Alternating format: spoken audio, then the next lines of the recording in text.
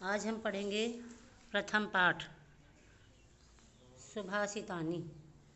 सुभाषित शब्द दो शब्दों से मिलकर बना है, जिसका अर्थ है सु का अर्थ सुंदर और भाषित का अर्थ है वचन, अर्थात सुंदर वचन।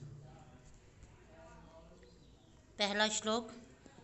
गुणा गुणज्ये सुगुणा भवन्ति ते निर्गुणं प्राप्य भवन्ति दोषः सुस्वादुतोयः प्रभवन्ति नद्या समुद्रमासाद्य भवन्ति पेया।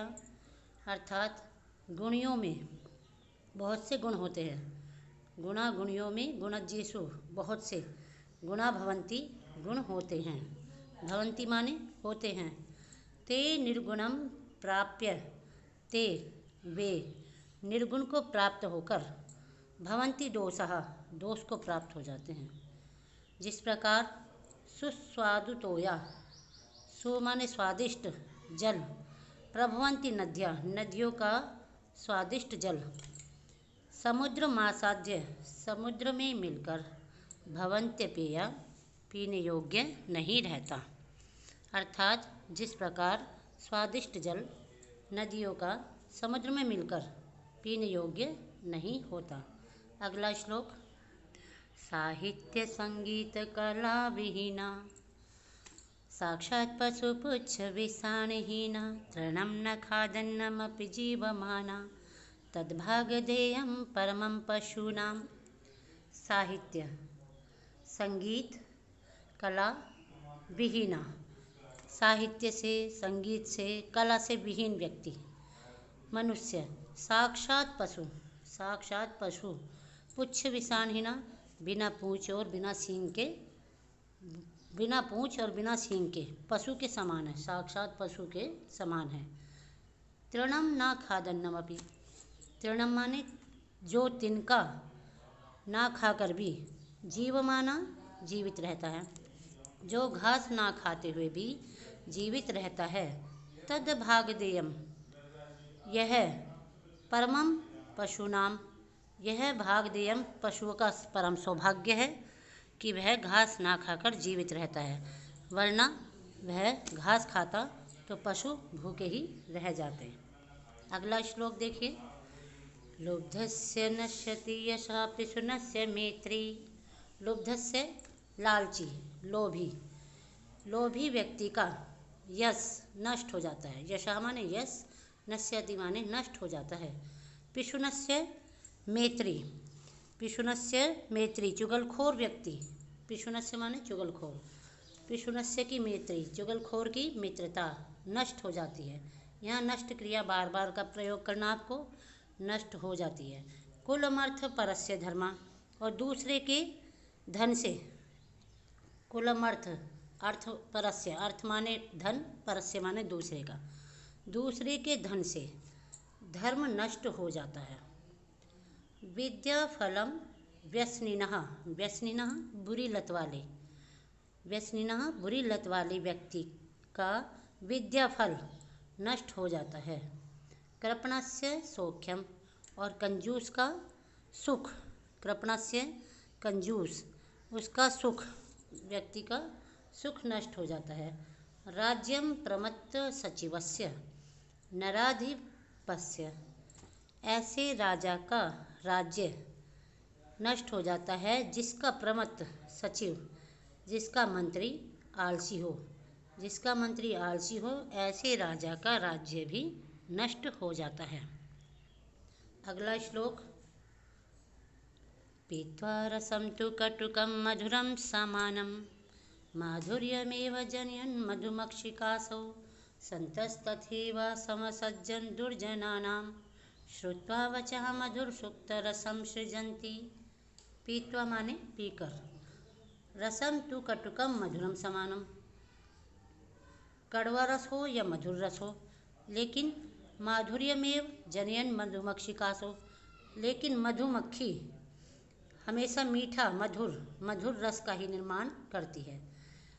मीठा रस पीकर अथवा कड़वा रस पीकर, दोनों में समान मधुर रस का ही निर्माण, मधुर शहद का निर्माण ही मधुमक्खी करती है।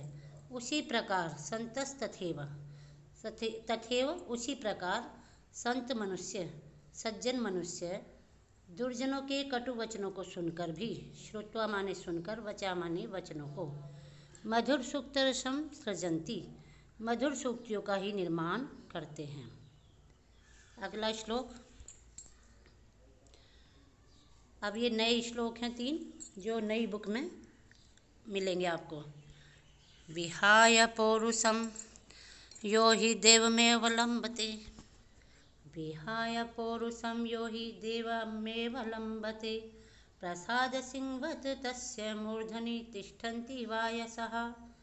अर्थात जो परिश्रम को छोड़कर, विहाय माने छोड़कर, पौरुषम माने परिश्रम को, जो व्यक्ति, यो माने जो व्यक्ति पुरुषार्थ को छोड़कर देवताओं के भरोसे, देव अवलंबते यानी कि देवताओं के भरोसे रहता है, वह व्यक्ति प्रसाद सिंहवत तस्य मूर्धनि तिष्ठन्ति वायसा, यह व्यक्ति उसी प्रकार होता है जिस प्रकार प्रसाद सिंहवत राजा के महल पर शेर की मूर्ति के सिर पर, मूर्धनि माने सिर पर, तिष्ठन्ति वायसा कौवा रहता है, सिर पर कौवा बैठा रहता है।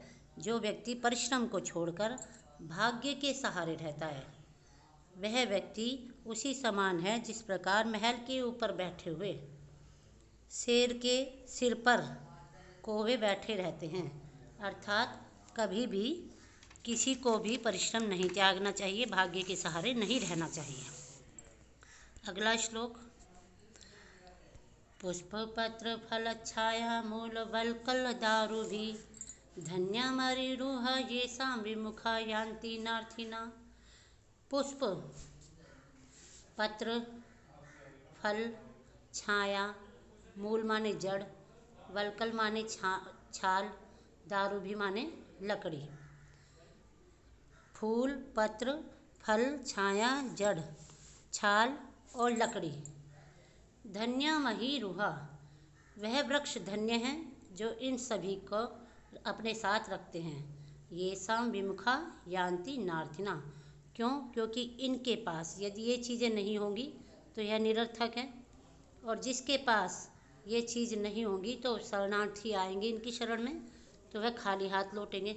इसलिए पुष्प, पत्र, फल, छाया, जड़, छाल, लकड़ी, इन सभी के होते हुए यह वृक्ष धन्य है, क्योंकि इनके यहाँ से कोई भी व्यक्ति, याचक कुछ लेने आए तो वह खाली हाथ नहीं लौटते। अगला श्लोक।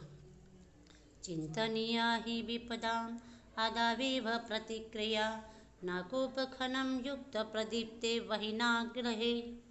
चिंतनीय, सोचने योग्य, सोच लेना चाहिए। विपदाम माने विपत्ति से पहले, आदावेव प्रतिक्रिया, उसका बचाव की क्रिया हमें पहले ही सोच लेनी चाहिए।